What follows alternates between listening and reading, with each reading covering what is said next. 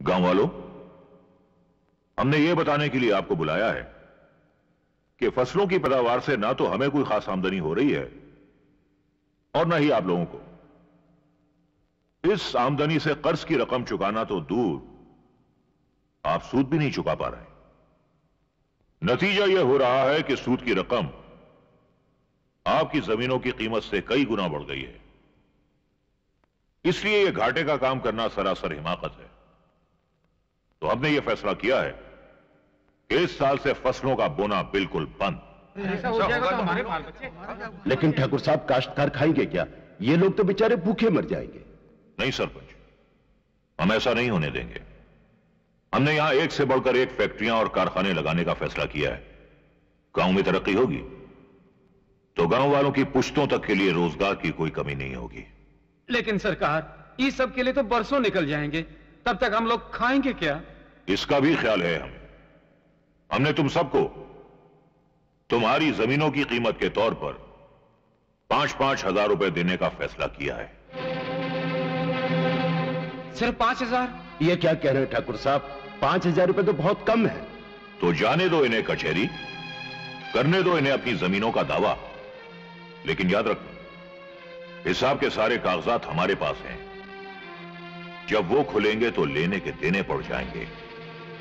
जमीनें तो जाएंगी, कोर्ट कचहरी के चक्कर में घर बार भी बिक जाएंगे। तब कोई भी हमारी रहमदिली को आवाज ना देना। तब हम इन्हें 5,000 रुपए तो क्या, एक बूटी कौड़ी नहीं देंगे। बोलो, क्या फैसला है तुम लोगों का? ठाकुर साहब, हमें आपका फैसला मंजूर है।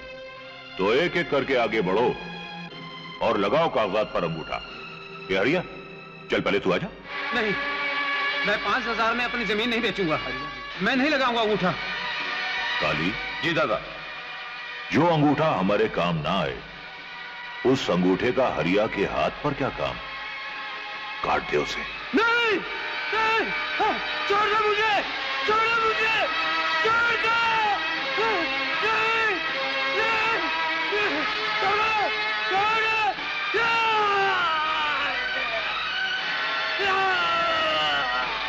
ले जाओ इसे और फेंक दो बाहर, वरना इसका गंदा खून हमारा कालीन खराब कर देगा।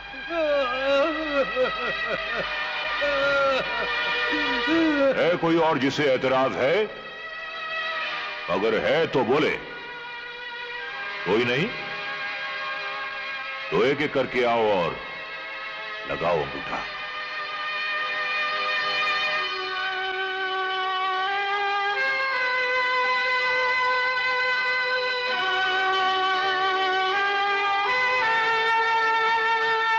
कमाल है। क्या ये कम है कि रोजगार के चक्कर में हजारों किसान शहर की तरफ जा चुके हैं, धरती से अपना नाता तोड़ चुके हैं, और अब खेती बाड़ी की जमीन पर मिलें और फैक्ट्रियां लगाकर आप और सरकार धरती से बाकी जुड़े लोगों को उखाड़ फेंकना चाहते हैं। अरे भाई, तरक्की को कौन रोक सकता है? ये मिलें, ये कारखाने सोना उगलेंगे, सोना सिर्फ अपने मालिकों के लिए। और वैसे भी ठाकुर साहब, इंसान को जिंदा रहने के लिए सोना नहीं, अनाज चाहिए। और अगर ये खेत और किसानी न रहे तो ये अनाज कहां से आएगा? सरकार के दिमाग में भूसा नहीं भरा है। सरकार जो कुछ भी कर रही है सोच समझकर कर रही है। शारदा देवी, गांव वालों की सारी जमीनें हमने बहुत अच्छे दाम देकर खरीदी हैं। अब आप अपनी जमीन की कहिए, हम उसकी मुंह मांगी कीमत देने को तैयार हैं। और अगर आप चाहें तो उसके बदले हम आपको दूसरी जमीन। अगर हम इनकार करें तो क्या करेंगे आप? क्या हमारे अंगूठे भी कटवा देंगे? शारदा देवी, समझाइए इसे। पुराने गिले शिकवे भूलकर हम खुद चलकर आए हैं यहां दोस्ती का हाथ बढ़ाने। भलाई इसी में है कि आप अपनी जमीन हमें बेच दें। माफ कीजिए ठाकुर साहब, लेकिन वो जमीन हमारे लिए सिर्फ एक मिट्टी का टुकड़ा नहीं, मेरे पति की निशानी भी है। देश की आजादी के लिए उनकी कुर्बानी का इनाम। और इनाम बेचे या बदले नहीं जाते। सुन लिया ठाकुर साहब, वो जमीन हमारी मां है और हम उसे किसी भी कीमत पर नहीं बेचेंगे। मैंने केस की फाइल को अच्छी तरह से देख लिया है शारदा जी। शारदा देवी, सारे सबूत आपके बेटे के खिलाफ है। केस जरा मुश्किल है।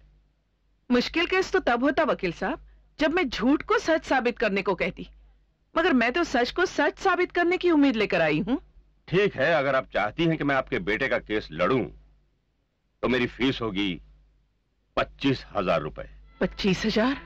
ज्यादा है तो मैं कुछ सस्ते वकीलों के नाम देता हूं। नहीं, मेरे बेटे की जिंदगी इतनी सस्ती नहीं कि मैं उसे दांव पर लगा दूं। आप केस की तैयारी कीजिए, रुपयों का इंतजाम हो जाएगा। 25,000 रुपए? बुरा मत मानना शारदा बहन, पर इतनी बड़ी रकम आप कैसे चुकाऊंगी?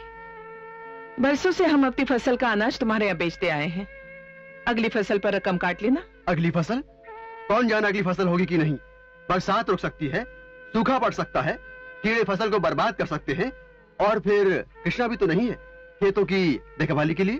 क्षमा करना शारदा बहन, ऐसे में इतनी बड़ी रकम देना हमारे लिए मुश्किल है। ठीक है। भगवान झूठ ना बुलवाए शारदा बहन, आज सोने में तो खोट हुए है। ये क्या कह रहे हैं आप लाला जी? वही जो सच है। ये जेवर को 25,000 में गिरवी तो क्या, अगर कोई खरीदेगा भी तो घाटा खाएगा। मैं ज्यादा से ज्यादा 10,000 दे सकूं। लाला जी, बहुत आस लेकर आपके पास आई हूँ, कुछ कीजिए। ये मेरे बेटे की जिंदगी का सवाल है। एक रास्ता है, अगर आप अपनी जमीन गिरवी रख सको तो उसके 25,000 तो क्या मैं 50,000 दे सकूं? नहीं, ये मुझसे नहीं होगा। सोच लीजिए शारदा बहन, जमीन बेटे की जिंदगी से बढ़ के ना हुए है। कृष्णा बच गया तो सब ठीक हो जाएगा, वरना भगवान झूठ ना बुलवाए।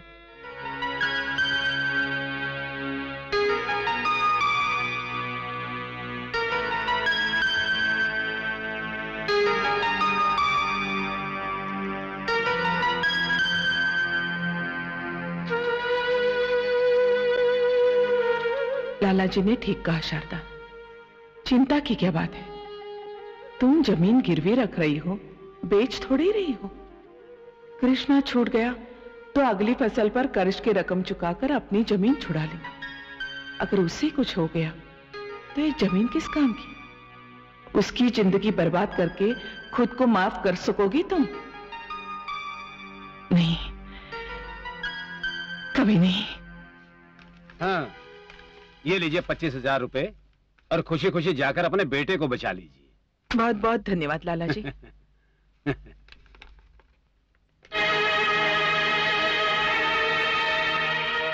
काम हो गया? बिल्कुल हो गया सरकार, आपका अंदाजा बिल्कुल सही निकला। शारदा देवी बेटे के प्यार में ऐसी पागल हुई कि बगैर देखे जमीन बेचने के कागज पर अंगूठा लगा गई। शाबाश, ये लो अपनी चालबाजी की कीमत। उठाओ कलम और जमीन के कागजात हमारे हवाले कर दो। बेचारी शारदा देवी, जमीन तो हाथ से गई, अब बेटा भी अदालत से बच नहीं पाएगा।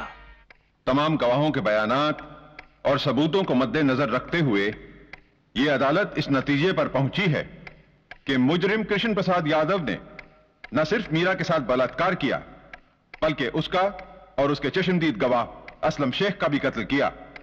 लिहाजा यह अदालत मुजरिम कृष्ण प्रसाद यादव को उम्र कैद की सजा का हुक्म सुनाती है। नहीं नहीं जज साहब, ये गलत है, यह अन्याय है। मैंने असलम और मीरा का खून नहीं किया। ये ठाकुर जटाशंकर की चाल है। जटाशंकर ने मीरा का बलात्कार किया और सारा इल्जाम मेरे माथे पर ठोक दिया। जज साहब,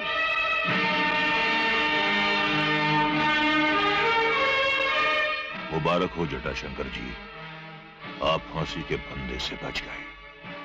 और आपका भी रास्ता साफ हो गया। अब आप शारदा देवी की जमीन पर आराम से कब्जा कर सकते हैं। बेशक। रुक जाओ, मैं कहती हूँ रुक जाओ, रुक जाओ। ये क्या हो रहा है ठाकुर? दिखाई नहीं दे रहा है क्या हो रहा है? हम अपनी जमीन का कब्जा ले रहे हैं। ये तुम्हारी नहीं, हमारी जमीन है। फौरन निकल जाओ यहाँ से। निकलना तो तुम्हें पड़ेगा शारदा देवी, क्योंकि इस वक्त तुम बगैर इजाजत हमारी जमीन पर खड़ी हो, उस जमीन पर जो तुमने हमें 25,000 रुपए में बेच दी थी। बिल्कुल नहीं, मैंने जमीन 25,000 रुपयों में लाला के यहाँ गिरवी रखी थी, बेची नहीं थी। लगता है बेटे के सदमे ने तुम्हारी याददाश्त भी कमजोर कर दी है।